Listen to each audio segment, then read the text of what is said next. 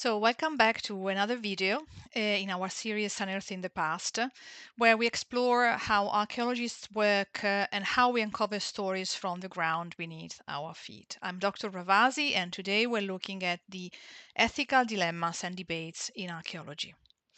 So, our work is not just about digging things up, it's about what we do with the past once we have found it. Who gets to tell the story, for example? Who gets to keep the objects? And who decides what's ethical in the first place?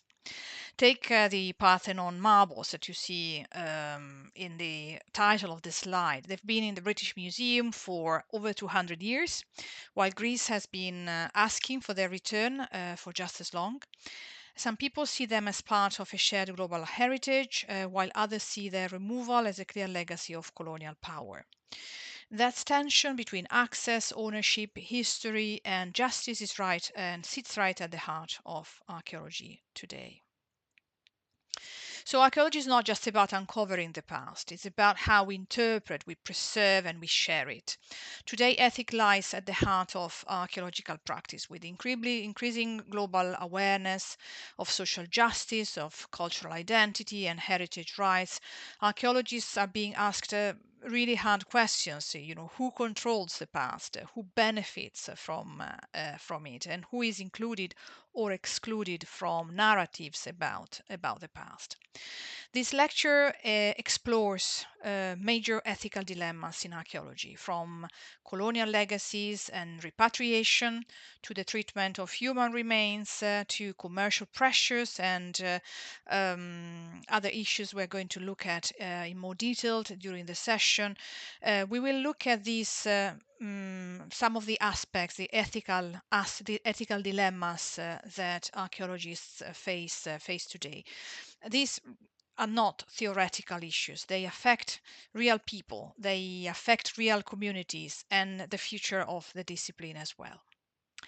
To understand why issues like the Parthenon marbles I've just mentioned remain so contested today, we need to look at how archaeology itself came into being. The roots of archaeology lie in antiquarianism, a practice that developed in early modern Europe by collectors, by scholars, and enthusiasts that were fascinated by ancient objects, by inscriptions, architecture, and ruins that were still visible sometimes in the landscape. Antiquarianism emerged from the rediscovery of the classical past during the humanist and the Renaissance periods of the 15th and 16th centuries. This renewed interest in the material legacy of antiquity led to the documentation, to the collection, or even the excavation of ancient Roman remains. In particular, at the time in Rome and central Italy. In the 18th and 19th centuries, with the rise of European empires, archaeology became increasingly entangled with colonial frameworks. Archaeologists gained access to sites through imperial control, exported artifacts to European museums, and interpreted local cultures through Western lenses. One example I want to make today, but there's so many we could discuss, is the example of Gertrude Bell. She was a key figure in the early 20th century. She worked as an archaeologist, she was a traveler, but she also was a British political officer in the Middle East during obviously British rule. She played a central role in the creation of Iraq's antiquities, for example, the laws, the Iraq's antiquities laws, and also helped establish the Iraq Museum. At a time when most excavated artifacts were routinely removed to Britain, Bell indeed argued, for example, that some objects should remain in the country, which was quite innovative at the time. However, yet her work was inseparable from British imperial power. Her authority to document, to excavate, and to regulate heritage came from colonial governance, and local communities had little say in how their past was interpreted or controlled. Colonial power in archaeology didn't just determine where artifacts went, it also dictated whose histories were recognized as legitimate. A stark example is Great Zimbabwe, When European explorers encountered the site in the 19th century, they rejected the idea that African peoples could have built such monumental architecture. Instead, they attributed the ruins to foreign civilizations, erasing indigenous agency and embedding the site within a racist colonial narrative.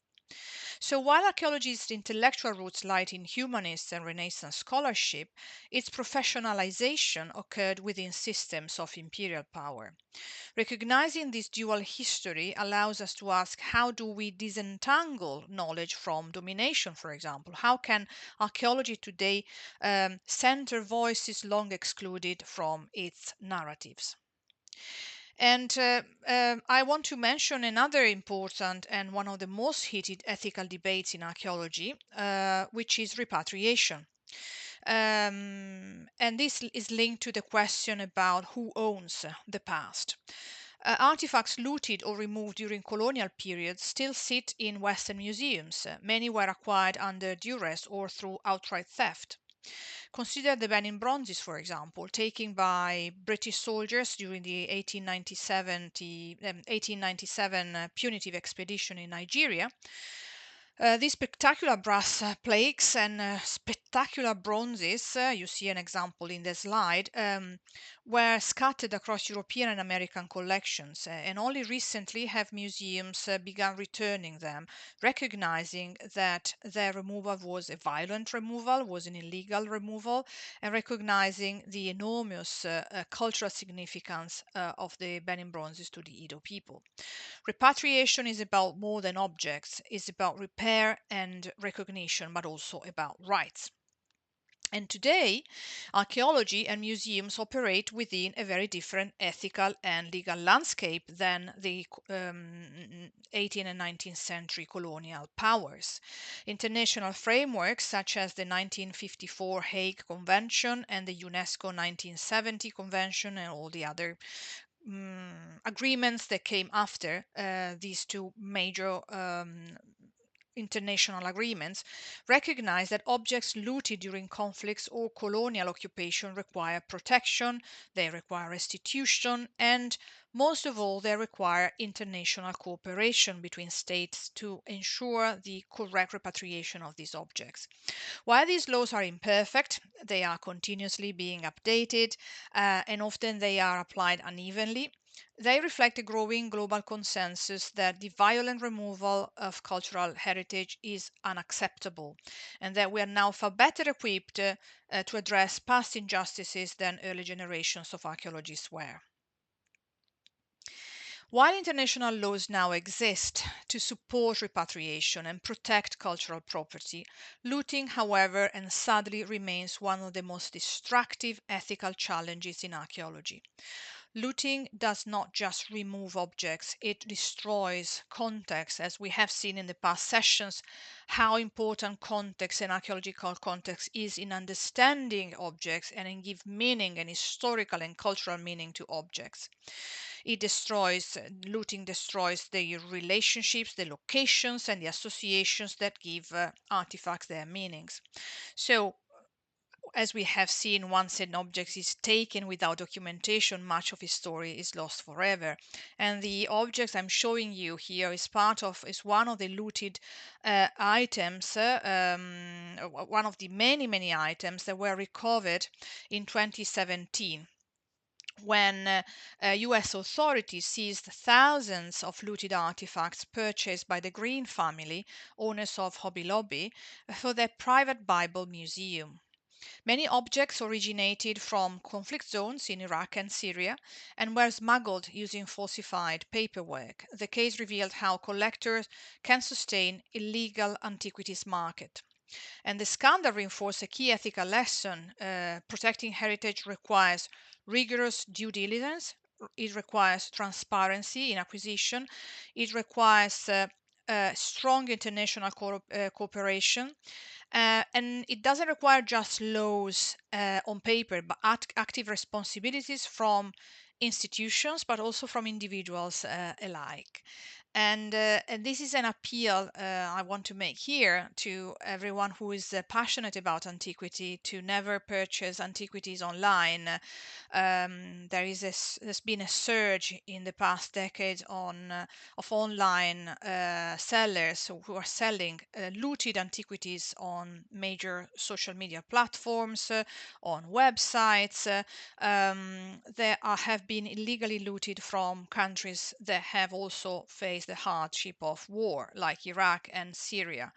And so always be very extremely careful about the purchases. And if you note that, if you witness online that there are and antiquities dealers that seem and look illegal, make sure that you alert the relevant authorities about it.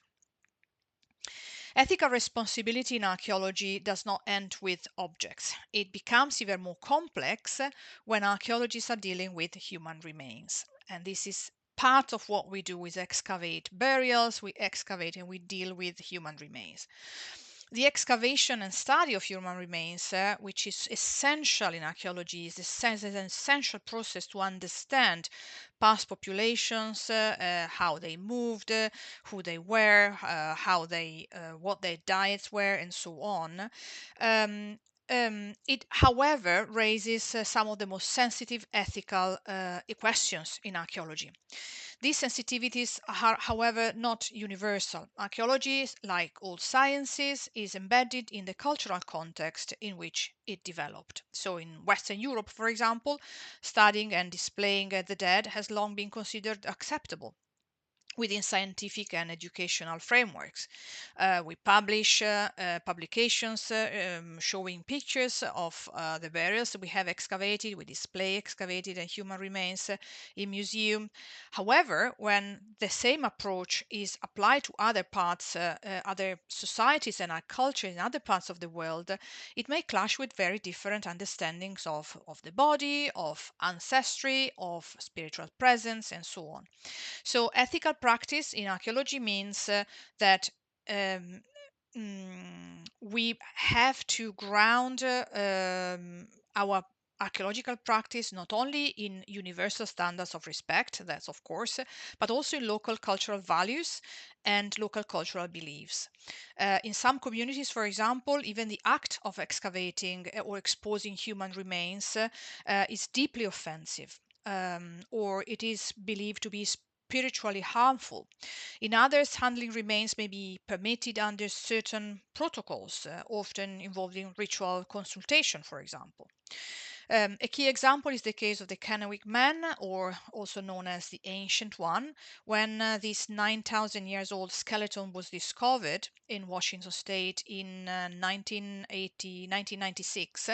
There was immediate conflict between scientists who saw him as a rare research opportunity and Native American tribes who recognized him as an ancestor and therefore bounded with certain spiritual views about the remains.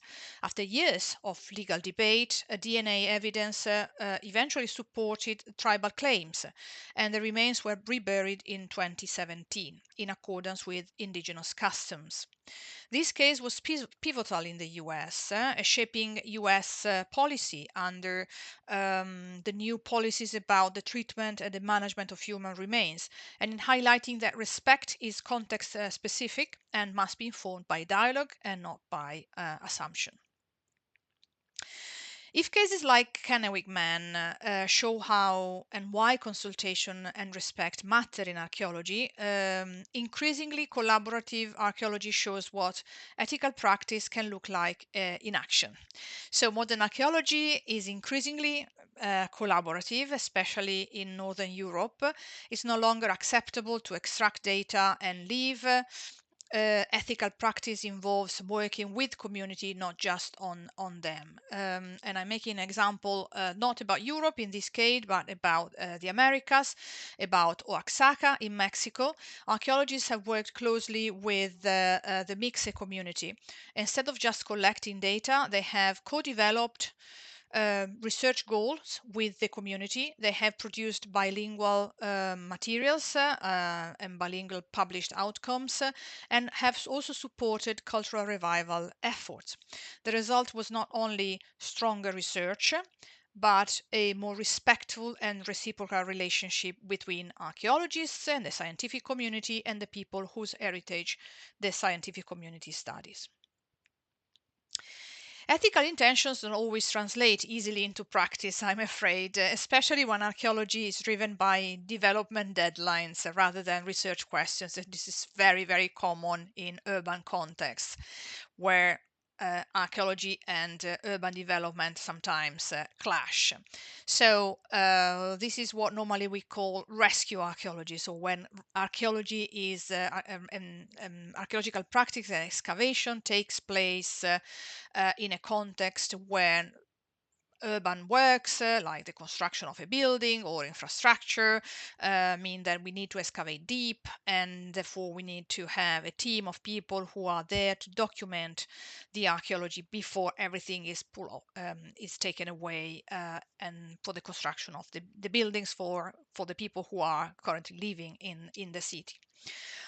So rescue archaeology, not always, but in many instances, often happens under intense pressure. You can imagine you have the builders who have their own time schedule, and the archaeologists cannot really predict what they're going to find underground. And sometimes what they find underground is more complex, more difficult to excavate, or it takes longer to excavate given the complexity of the stratigraphy they find underground. So this tension is always present when we are dealing with rescue archaeologies. Obviously, this means that the limited time frames and the commercial contracts might compromise research depth. Decisions are being made in that sense, forcing sometimes archaeologists to balance professional standards with the demands of development. And the example I'm making here is probably one of the most recent ones that I can make in Europe in particular, and it deals with the city of Rome, where archaeology is lacking. When during the construction of the Rome Metro Line C, archaeologists uncovered extraordinary remains spanning thousands of years, including Roman houses, military barracks, roads and water systems beneath the modern city, beneath the street levels of the modern city. Excavations took place in different places across the city alongside an active construction project, the project of the metro, requiring constant negotiation between preservation, documentation, and progress. And while the project revealed invaluable insights into Rome's layered past, it also raised ethical concerns about how commercial infrastructure projects shape archaeological priorities, determine what can be saved, and limit how and how quickly findings are published and shared. And I have to commend the authorities in Rome because they have been really good in producing outputs in the form of permanent exhibitions within the metro itself, in the metro stations themselves, that show the results of the excavations on site at the time of the opening of the metro.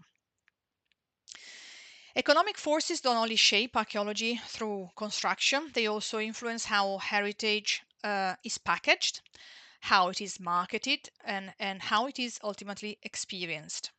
Heritage tourism can bring much needed income and global visibility to a site, but it can also lead to physical damage, for example, to cultural distortion, to sometimes even loss of meaning. Sacred spaces may be commercialized, while complex and contested histories are often simplified to meet tourists' expectations. Take Machu Picchu in the picture. This Inca royal estate is one of the most visited archaeological sites in the world. Mass tourism has worn down paths, it has strained local infrastructures, it has disrupted spiritual landscapes that remain significant to indigenous communities. So, in response, conservationists and local groups have called for visitor limits and greater community control. The ethical challenge here lies in finding a sustainable balance between preservation, access, economic benefit, and cultural respect. So, taken together, these case studies show that ethical issues in archaeology are rarely clear cut and never resolved once for all. Ethical archaeology is not about ticking boxes or following fixed rules. It is about navigating complexity, asking difficult questions, making informed decisions, and remaining open to challenge, but also open to dialogue with the communities involved within research, with the research. Archaeological practice is shaped by power, not just in the colonial past, is always shaped by power, it's shaped by economics, and is also shaped by the cultural values that underpin the research. And as a result, is never neutral. We have to be aware of that. We have to work with this and be conscious of that. Cases like the Tolu Man, for example, show that ethical responsibility does not end with excavation or with museum display. Debates on whether ancient human remains should be exhibited or reburied show that ethics is ongoing. We are part of the process, evolving as perspectives, evolving as community and values change over time. While legislation, while professional standards and improved methodologies have strengthened ethical practice, they are not sufficient on their own. Ethical archaeology ultimately depends on judgment, it depends on transparency, on dialogue, and on accountability as well, particularly to communities whose heritage has been marginalized or harmed in the past. Navigating this complexity means recognizing that archaeology is not only about about uncovering the past. It's not about just digging. We must continue to ask whose past are we interpreting, who gets to speak for it, and how can our work do more than inform? How can it also respect? How can it also include and repair? So this is all for today. I hope you enjoyed this lesson, and I'll see you the next time. Bye bye.